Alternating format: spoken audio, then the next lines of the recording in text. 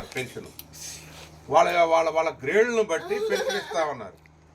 ఆ పెన్షన్లో ఇతను దివ్యాంగుడు, తర్వాత మానసిక వికలాంగుడు, కళ్ళు కూడా లేవు.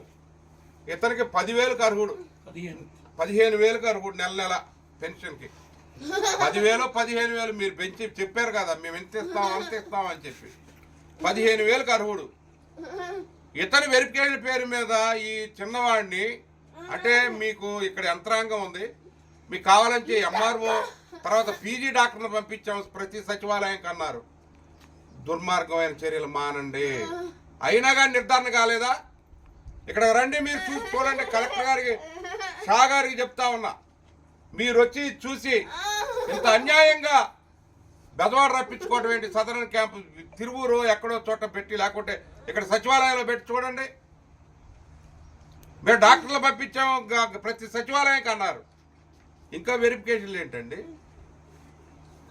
ఒక మూగ వ్యక్తి, నోరు చెప్పుకోలేని వ్యక్తి యాక్సిడెంట్లో చనిపోయాడు. వీళ్ళు ముగ్గురు కలిసి వెళ్ళినప్పుడు. ఇంతవరకు మీ చర్యలు లేవు. ఇది తీవ్రంగా ఖండిస్తా ఉన్నాం. ఇప్పటికైనా మానుకోండి, కక్ష సాధింపు చర్యలు మానుకోండి. మీ పార్టీకి అందరూ ఓట్లేశారు, అందుకని మీరు గెలిచారు. ఈ యొక్క దివ్యాంగునికి జరిగిన అన్యాయాన్ని మేము తీవ్రంగా ఖండిస్తూ తక్షణమే అతనికి 15,000 ప్రతి నెల ఇవ్వాలని చెప్పి డిమాండ్ చేస్తాం.